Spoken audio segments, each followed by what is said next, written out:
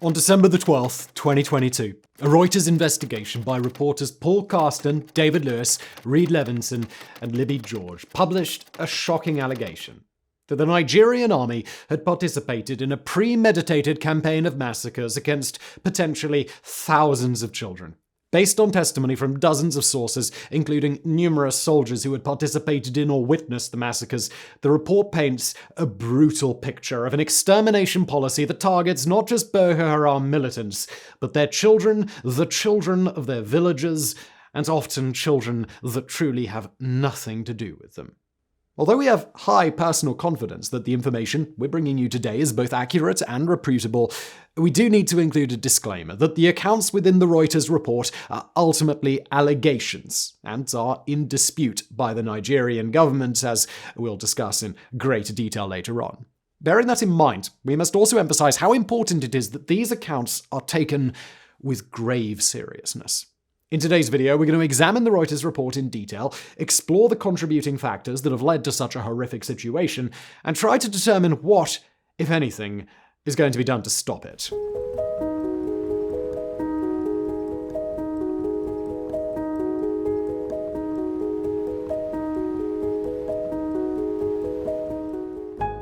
To understand the conditions on the grounds in Nigeria today, we first got to wind back the clock to the year 2011, when the terror group Boko Haram transformed from a small-time local militia into a legitimate insurgent threat within Nigeria.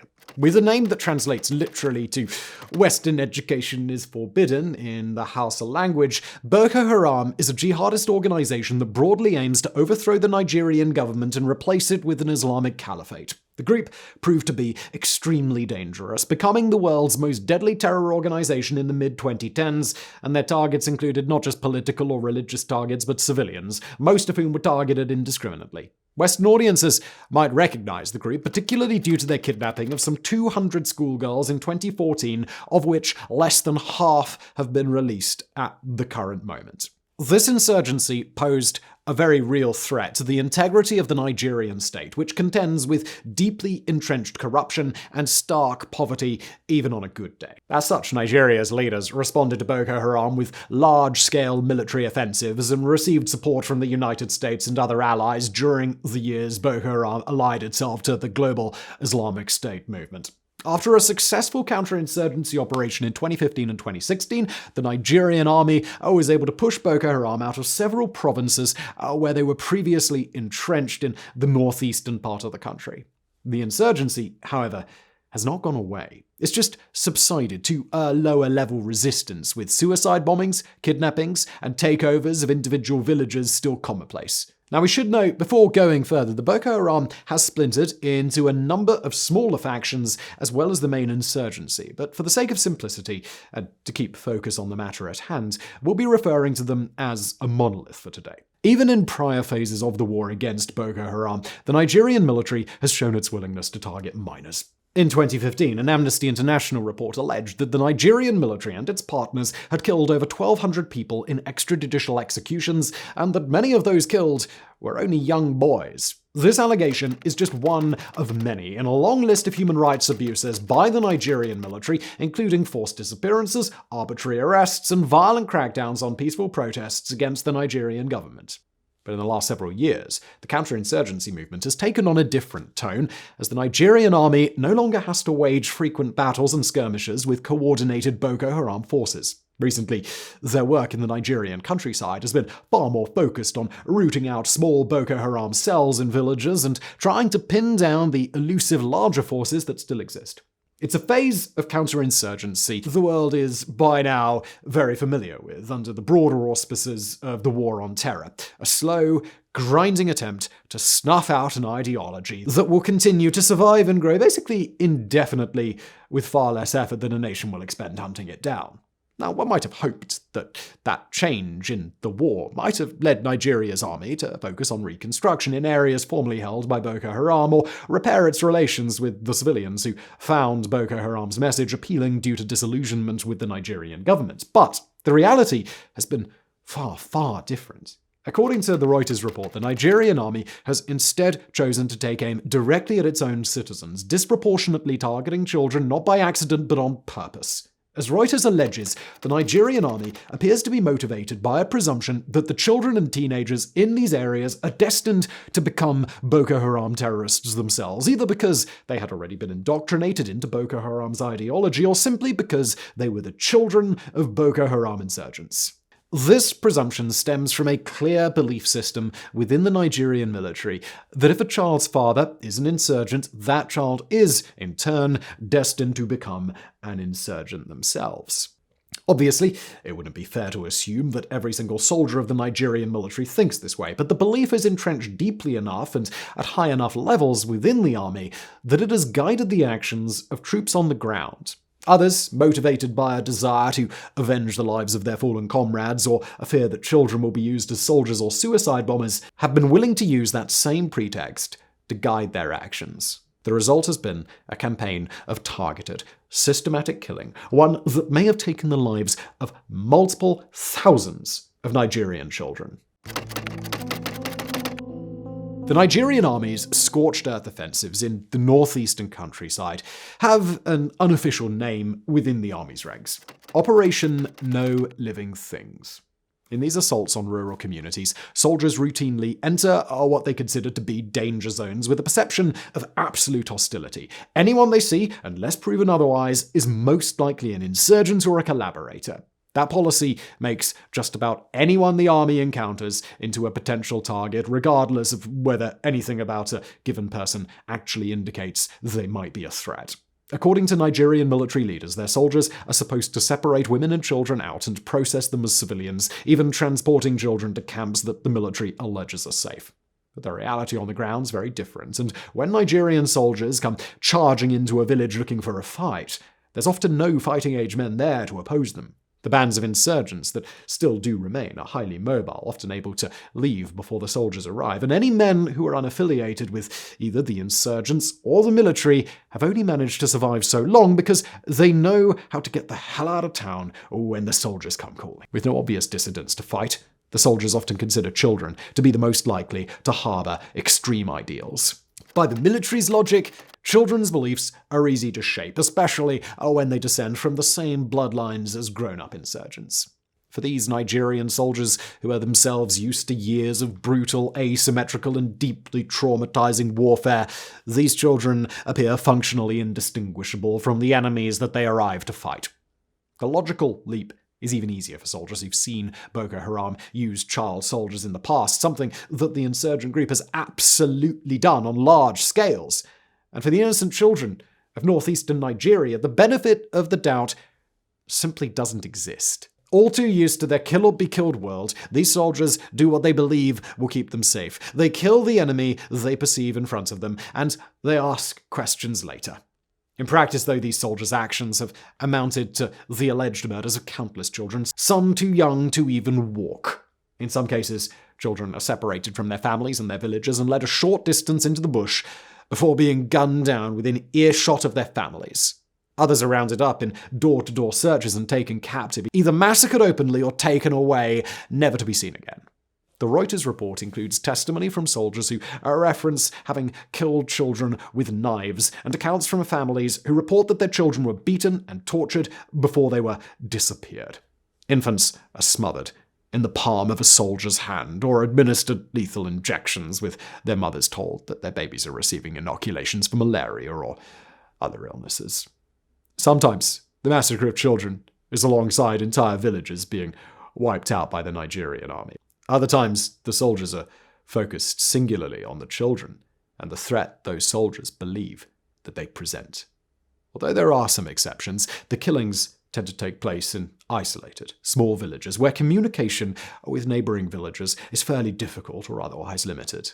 The Nigerian army has also gone to great lengths to cover up the murders, threatening the lives of any witnesses who are lucky enough not to be killed, and burying the bodies in unmarked mass graves or cremating them in order to destroy evidence. Troops are ordered to keep quiet about what has happened, and the army has kept tight restrictions over what it considers to be active combat zones. Some parents have even had to avoid reporting their children as missing due to fear of retaliation from the soldiers who took them away. Parallel to the targeted killing of children is another horrifying trend, a policy of forced abortion, also carried out by the Nigerian Army in the same regions where these massacres have taken place.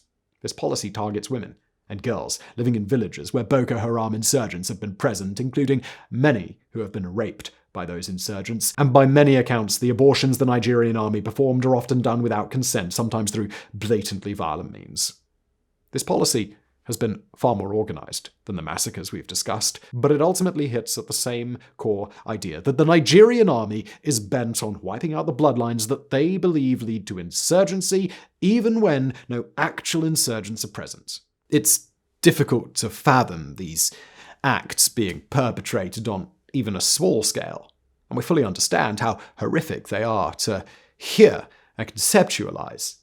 But even to understand all of that still underestimates the actual scope and magnitude of the violence, because these atrocities are not isolated incidents. According to the Reuters report, they are systematic, they are premeditated, and they amount to a clear policy by the Nigerian Army. Sometimes the motives of individual units appear to be offensive in nature, to attack a village and wipe out the children that they believe are dissidents. But at other times, these attacks appear to be retribution after defeat, with the army's rage toward Boko Haram taken out on the children of the villages that Boko Haram no longer holds.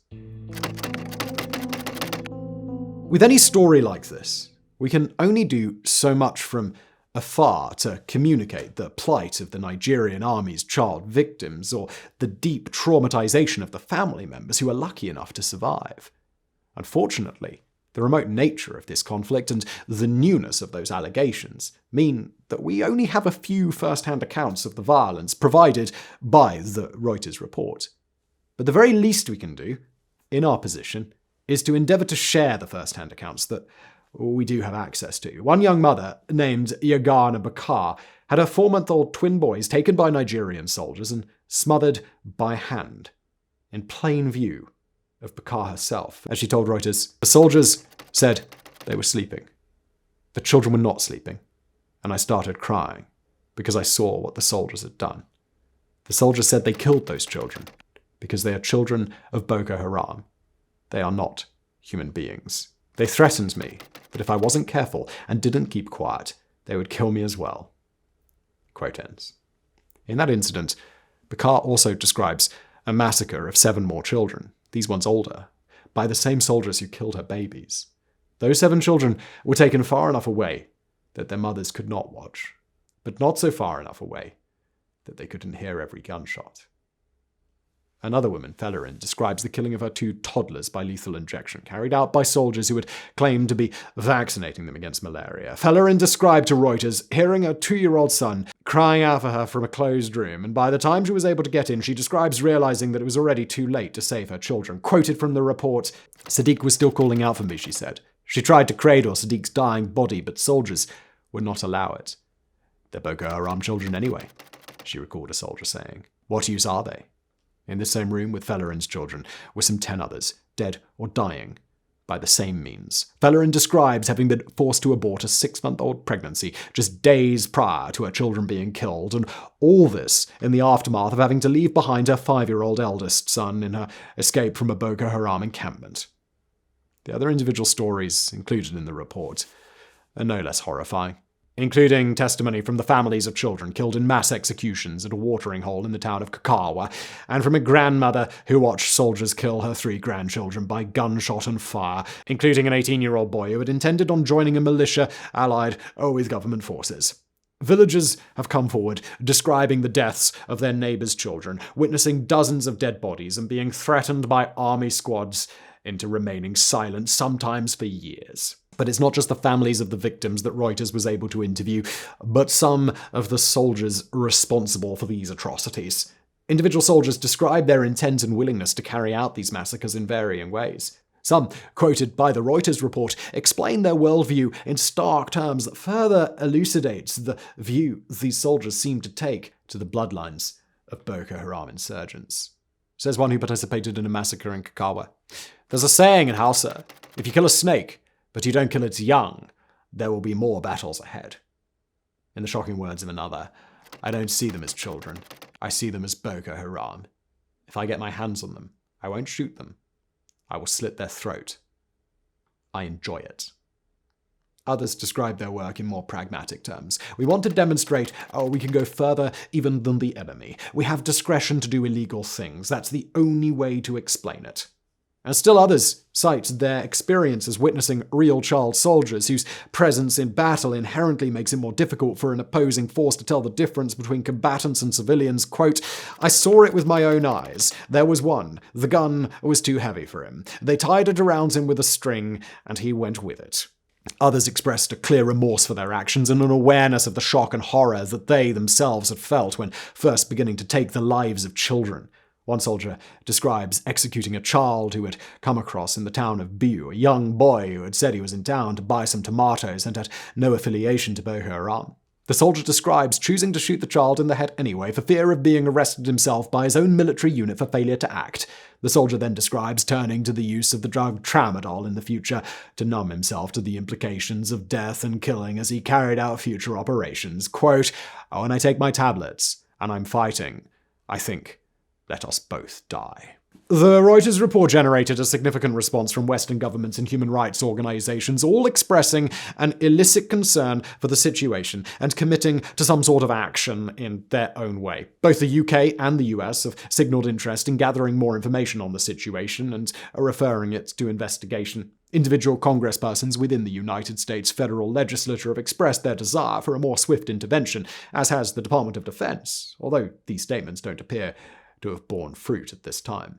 Likewise, the Secretary-General of the United Nations, Antonio Guterres, has urged the Nigerian government to investigate the reports of both the policy of violence towards children and of forced abortions in the northeastern region of the country. But quite frankly, not only does this level of concern fall a good bit short of what we would expect from an allegation about the large-scale extermination of children, but it's also deeply troubling to see the UN calling for Nigeria to perform its own investigation when, by all accounts, this pogrom appears to be a systemic issue within Nigeria's military the nation's elites seem to be covering for. For their part, the Nigerian government condemned the Reuters report as a falsehood, with military generals on record categorically denying that any massacres ever took place. Nigerian officials have stressed their military's extensive focus on the laws of war and international standards of humanitarian treatment, with the military's own code of conduct explicitly prohibiting the intentional killing of children in most circumstances. In the words of Nigeria's Information and Culture Minister Lai Mohammed, the writers deserve an award in fiction writing. However, even some of the language used in Nigeria's denials is telling about what exactly motivates military policy. Major General Jimmy Akpor of the Nigerian Army dismissed the Reuters report out of hand, citing that Nigerian soldiers are raised, bred, and further trained to protect lives, even at their own risk, especially when it concerns the lives of children, women, and the elderly. A noble statement, to be sure, but one that evokes the same idea of birthright and lineage that survivors allege motivated the Nigerian Army to partake in the massacres at all.